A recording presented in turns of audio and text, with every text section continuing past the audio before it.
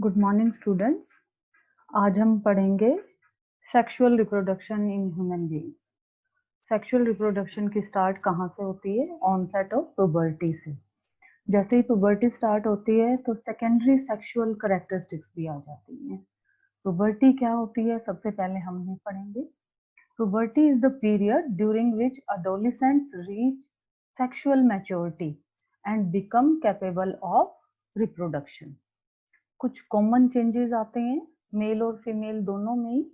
Hair growth हो जाती है in parts like underarms, pelvic region, और स्किन जो है वो ऑयली हो जाती है। अब मेल्स में स्पेशल चेंजेस क्या आते हैं? हेयर ग्रोथ हो जाती है फेस पे, चेस्ट पे, और एडम्स एप्पल ये यहाँ गले में होता है, ये डेवलप हो जाता है।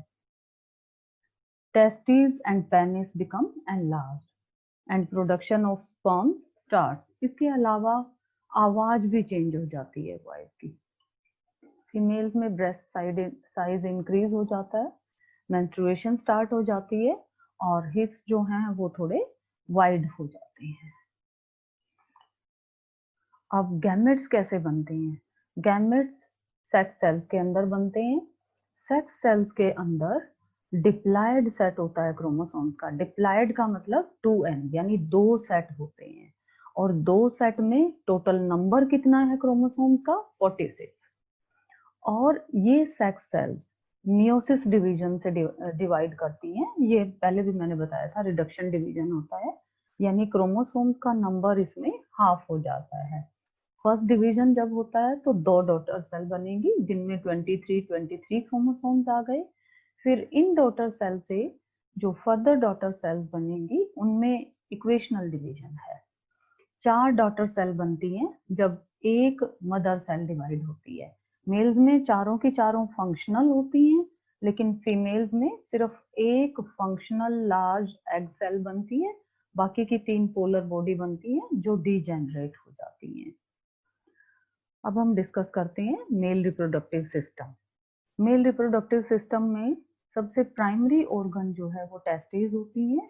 ये ओवल शेप्ड ऑर्गन होता है, एब्डोमिनल कैविटी से बाहर होता है, और इसका मेन फंक्शन है sperms and male hormone testosterone production. Scrotum ये मस्कुलर सैक होता है। इस मस्कुलर सैक के अंदर टेस्टिस प्रेजेंट होती हैं, और टेस्टिस एब्डोमेन से बाहर और स्क्रोटम के अंदर क्यों होती हैं? क्योंकि बॉडी से 2 डिग्री सेल्सियस लेस टेम्परेचर होता है स्क्रोटम में, जो कि स्पर्म फॉर्मेशन के लिए एसेंशियल है। अब नेक्स्ट ऑर्गन है एपिडाइडमिस। ये कॉइल्ड स्ट्रक्चर होती है, टेस्टिस में प्रेजेंट होती है, और इसका फंक्शन है स्टोरेज ऑफ स्पर्म। ये यहाँ पर होती है, इस रीजन में होती है। उसके बाद स्टार्ट हो जाता है वास्ट डिफरेंस।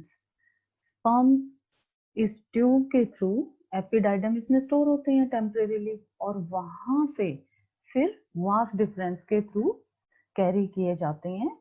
और इस वास डिफरेंस को फिर ये देखो यहाँ पे दूसरी ट्यूब ज्वाइन कर लेती है, जिसको हम बोलते हैं यूरेथ्रा। तो यूरिन के लिए भी और सीमन के लिए भी यही कॉमन पैसेज है। Prostate gland and seminal vesicles, ये इसके साथ एसोसिएटेड ग्लैंड हैं। Seminal vesicle and prostate gland ये क्या करते हैं? इनका जो सिक्रीशन है ये स्पर्म्स की नरिशमेंट के लिए जरूरी है। पेनिस कपुलेटरी ऑर्गन होता है, ये सिंपली मस्कुलर ऑर्गन है, और ये स्पर्म्स को फीमेल की बॉडी के अंदर ट्रांसफर करता है। अब फीमेल रिप्रोडक्टिव सिस्टम पढ़ते हैं। फीमेल रिप्रोडक्टिव सिस्टम में जो असेंशियल और प्राइमरी ऑर्गन है वो ओवरीज हैं। ओवरी क्या करती हैं? ये ओवरी एब्डोमेन के अंदर ही होती हैं। फीमेल गैमेट प्रोड्यूस करती हैं। फीमेल गैमेट को एग भी कहते हैं, ओवम भी कहते हैं। और दूसरा इसका फंक्शन है फीमेल हार्मोन सिक्रीट करना। फीमेल हार्मोन्स के नाम है प्रोजेस्टेरॉन एंड एस्ट्रोजन। नेक्स्ट है ओविडक्ट या फैलोपियन ट्यूब, एक ही बात है, ये फैलोपियन ट्यूब या ओविडक्ट। ओवा जो रिलीज होता है ओवरी से वो यहाँ पे आ जाता है फिर ओविडक्ट के अंदर, और जो फर्टिलाइजेशन होती है वो इसी ओविडक्ट के अंदर होती है। स्पर्म यहाँ तक आता है ट्रेवल करके, और तब यहाँ फर्टिलाइजेशन हो पाती है। नेक्स्ट है यूट्रस। ये इन्वर्टेड पीयर शेप की स्ट्रक्चर है, हाईली मस्कुलर ऑर्गन होता है, बैग लाइक स्ट्रक्चर है and it is connected to vagina by a narrow opening.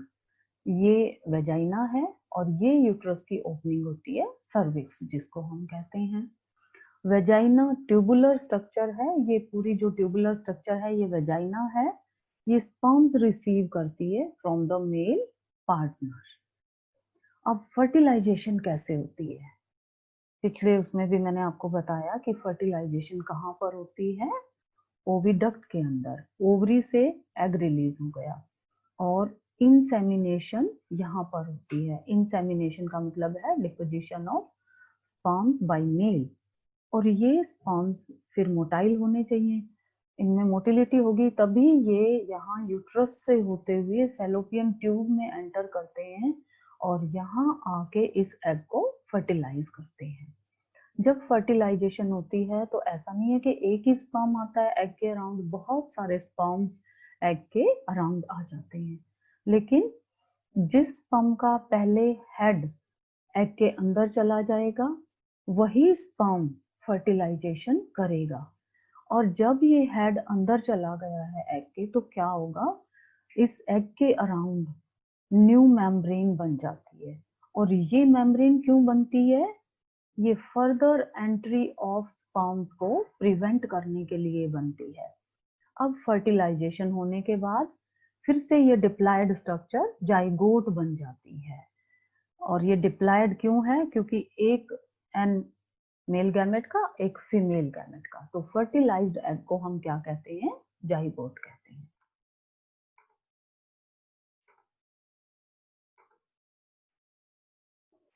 Zygote continuously divide करता है और फिर ये फैलोपियन ट्यूब से यूट्रस में मूव कर जाता है। इस टाइम पे जाइगोट जो है वो एक बॉल लाइक स्ट्रक्चर बन जाता है जिसको हम ब्लास्टोसिस्ट कहते हैं। और जब ये ब्लास्टोसिस्ट यूट्रस में पहुंचती है तो यहाँ पे यूट्राइन वॉल के साथ इम्प्लांटेशन हो जाती है और इसको एम्ब्रियो कहते हैं।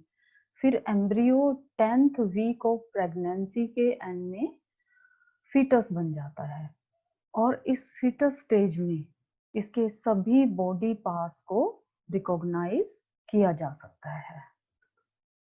न्यूट्रिशन कहाँ से मिलता है अब एम्ब्रियो को? प्लेसेंटा। एम्ब्रियो को न्यूट्रिशन जो है वो प्लेसेंटा के हेल्प से मिलता है। ये एक स्पेशल टिश्यू होता है और डिस्क शेप्ड स्ट्रक्चर होती है जो कि यूट्रस वॉल में एम्बेडेड होती है। इसके अंदर विलाई लाइक स्ट्रक्चर होती हैं जैसे कि इंटेस्टाइन में होती थी। और इन विलाई का क्या रोल है? ये surface area of absorption increase करती है न्यूट्रिएंट्स के लिए। और न्यूट्रिएंट्स एम्ब्रियो कहाँ से लेता है? मदर के ब्लड से लेता है। डेवलपिंग एम्ब्रियो वेस्ट सब्सटेंसेस भी जनरेट करता है, ये सब्सटेंसेस भी प्लेसेंटा के थ्रू ही रिमूव होते हैं। और गैसेस का एक्सचेंज ये भी प्लेसेंटा के थ्रू ही होता है। अब अगर एग फर्टिलाइज ना हो तो क्या होगा? अगर एग फर्टिलाइज नहीं होता है तो ये सिर्फ 1 डे तक ही सरवाइव करता है। अब ओवरी एक ही एग रिलीज करती है एवरी मंथ, तो यूट्रस जो है वो भी प्रिपेयर करता है खुद को for receiving the fertilised egg. तो इसलिए यूट्रस की जो लाइनिंग है वो थिक एंड स्पंजी हो जाती है। और ये किस लिए थिक होती है? To provide nourishment to embryo if fertilisation occurs. अब फर्टिलाइजेशन हुई नहीं, इस लाइनिंग की जरूरत नहीं है, तो ये लाइनिंग स्लोली ब्रेक हो जाती है और वेजाइना के थ्रू आ जाती है in form of blood and mucus. और इसी को हम क्या कहते हैं? इस साइकिल को, ये 28 डेज में रफली एक बार होता है। मेंस्ट्रुएशन कहा जाता है इसको, मेंस्ट्रुअल साइकिल भी बोलते हैं। ये 2 to 5 डेज तक लास्ट करता है। अब मिनार्की और मेनोपॉज क्या होते हैं ये जानना भी जरूरी है। जब हमने मेंस्ट्रुएशन पढ़ लिया तो ऑनसेट ऑफ मेंस्ट्रुएशन को, यानी जब मेंस्ट्रुएशन स्टार्ट होते हैं, जब एक गर्ल पुबर्टी स्टेज में आ जाती है तो उसको हम मिनार्की कहते हैं। और ये किस एज में होता है? 10 to 15 ईयर्स ऑफ एज में। और मेनोपॉज होता है परमानेंटली जब मेंस्ट्रुएशन बंद हो जाती है। ये 45 टू 50 ईयर्स की एज में ऐसा होता है हार्मोनल चेंजेस की वजह से। अब सेक्सुअली ट्रांसमिटेड डिजीजेस क्या हैं? ये डिजीजेस सेक्सुअल कांटेक्ट के थ्रू होती हैं, इसलिए इनको सेक्सुअली ट्रांसमिटेड डिजीजेस कहते हैं। इसमें बैक्टीरियल इन्फेक्शंस हैं जैसे गोनोरिया, साइफिलिस, और वायरल इन्फेक्शंस हैं वार्ड्स, एड्स। इसके अलावा फैमिली प्लानिंग की अब कहाँ जरूरत पड़ती है? फैमिली प्लानिंग के लिए मेनली 3 रीजंस हैं। It is important for the health of mother and children as well as the family's economic situation. और ये कपल्स को प्रेगनेंसी में स्पेस देने के लिए भी जरूरी है। 3 ईयर का गैप होना चाहिए, फैमिली प्लानिंग के थ्रू ही कर सकते हैं। It allows children to get more attention in educational sphere. अब रिप्रोडक्टिव हेल्थ भी बहुत जरूरी है। तो रिप्रोडक्टिव हेल्थ में हम पढ़ेंगे मेथड्स ऑफ कॉन्ट्रासेप्शन। कॉन्ट्रासेप्शन क्या मेथड होते हैं? ये मेथड होते हैं अनवांटेड प्रेगनेंसी को प्रिवेंट करने के लिए क्या तरीके यूज किए जाते हैं, वो मेथड ऑफ कॉन्ट्रासेप्शन कहलाते हैं। सबसे इम्पोर्टेंट और पहला स्टेप इसमें है मैकेनिकल बैरियर्स। इसमें कॉन्डोम्स जो कि मेल्स यूज करते हैं एंड डायफ्राम्स फीमेल्स यूज करती हैं। इससे क्या होता है, ये कैसे प्रेगनेंसी को प्रिवेंट करता है? By preventing the fusion of sperm and egg, यानी फर्टिलाइजेशन को प्रिवेंट करता है, क्योंकि स्पर्म जो हैं वो एग तक पहुंच ही नहीं पाएंगे, बैरियर हो गया उनके बीच में। तो यही सिर्फ एक ऐसा मेथड है विच protect against sexually transmitted diseases. फिर केमिकल मेथड्स हैं। केमिकल मेथड्स में ओरल पिल्स आती हैं जो फीमेल्स को खानी होती हैं। They change the hormonal balance and do not allow eggs to, इसमें eggs मैच्योर ही नहीं होते तो वो रिलीज भी नहीं होगा, और जब रिलीज नहीं होगा तो फर्टिलाइजेशन नहीं होगी। फिर इंट्रायूट्राइन डिवाइसेस हैं, कॉपर टी, मल्टीलोड, ये इसमें आती हैं and they are inserted into the uterus to prevent implantation of embryo. ये एक्सपर्ट डॉक्टर की हेल्प से ही इंसर्ट की जा सकती हैं। फिर परमानेंट मेथड है जिसको हम सर्जिकल मेथड कहते हैं। ट्यूबिक्टोमी फीमेल्स में होता है और वेसिक्टोमी मेल्स में होता है। ट्यूबिक्टोमी में फेलोपियन ट्यूब या ओविडक्ट को कट कर दिया जाता है, फिर उसको बांध दिया जाता है ताकि एग जो है वो यूट्रस में ना पहुंचे। और वेसिक्टोमी में वास डिफरेंस जो है इसको कट कर दिया जाता है और बांध दिया जाता है ताकि स्पर्म्स जो है वो एग तक ना पहुंचे और फर्टिलाइजेशन ना हो।